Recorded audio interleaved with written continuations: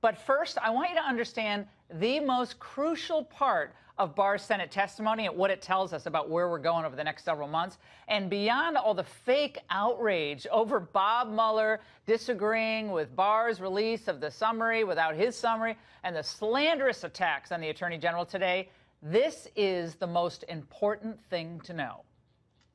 We first heard that the special counsel's decision not to decide the obstruction issue at the March 5th meeting when he came over to the department, and we were frankly surprised that they were not going to reach a decision on obstruction.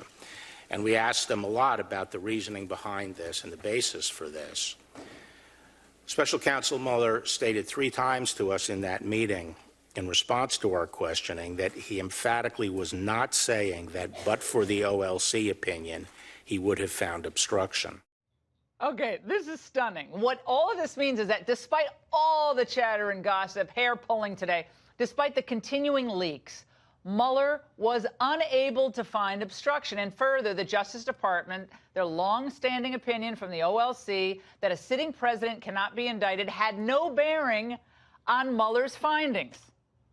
Notice that the legal geniuses over at MSNBC did not interrupt their live coverage of the hearing to highlight what I just shared with you, because they were too busy doing fantastical real-time fact checks, which I'm going to show you in just a moment. But this was my favorite description of the day.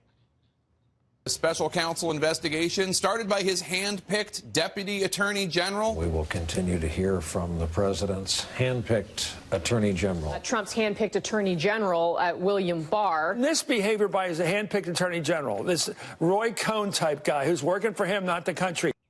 No, wait a second. Was the attorney general in the Trump administration supposed to be picked by Nancy Pelosi and Chuck Schumer?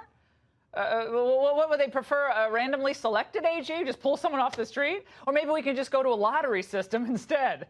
Every attorney general is selected by the sitting president. He serves at the pleasure of the president.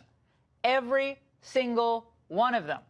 So these people, these other media outlets, they don't even know just basic government functioning, I guess, or they're just spinning foolishness. And the media were not alone in their slanderous attacks on Barr, of course. Having determined that there was no Trump-Russia collusion, Democrats have now moved on to a Trump-Barr collusion narrative. I think history will judge you harshly. That conclusion is inescapable. You've not only put your own credibility into question, but seem to be giving sanction to behavior through the language you used in that press conference you held. You lied. And now we know. Being Attorney General of the United States is a sacred trust. You have betrayed that trust. America deserves better. You should resign. You slandered this man from top to bottom. Senator Graham, of course, is 100% correct. If the Democrats want to impeach this president on the basis of this Mueller report, I say, you try it. You go for it, kids. You have the whole report. You got all 448 pages.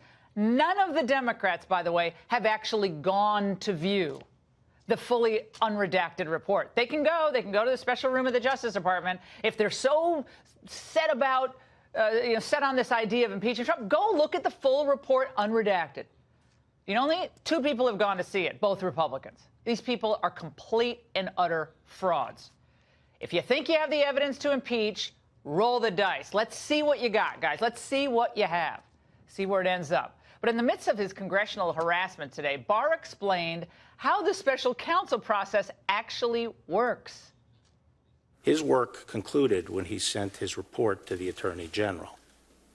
At that point, it was my baby, and I was making a decision as to whether or not to make it public, and I effectively overrode the regulations, used discretion to lean as far forward as I could to make that public. And it was my decision how and when to make it public, not Bob Mueller's. And the job of the Justice Department is now over. That determines whether or not there's a crime. The report is now in the hands of the American people. Everyone can decide for themselves. There's an election in 18 months. That's a very democratic process. But we're out of it. And we have to stop using the criminal justice process as a political weapon. Bingo. That was the key moment from today. And by the way, particularly when there was no criminal wrongdoing discovered by Mueller. Zero. He couldn't do the interview with the president. He didn't want to go to court to try to get the sit down with the president because he knew he'd lose. So let's break this down for some of the armchair legal analysts out there. There is no disagreement about the central facts of Mueller's investigation. Fact one, there was no criminal conspiracy with Russia. Some people call that collusion. None. Fact two, while the Mueller report did find possible instances of obstructive behavior, it did not come to a conclusion to recommend prosecution. It's a binary choice, either or. The rest, just window dressing. The inconsequential rantings of fanatics who didn't get what they wanted, and they're bitter and they're clinging to the old narrative that went nowhere. The criminal prosecution of the President of the United States wasn't going to happen. It didn't happen.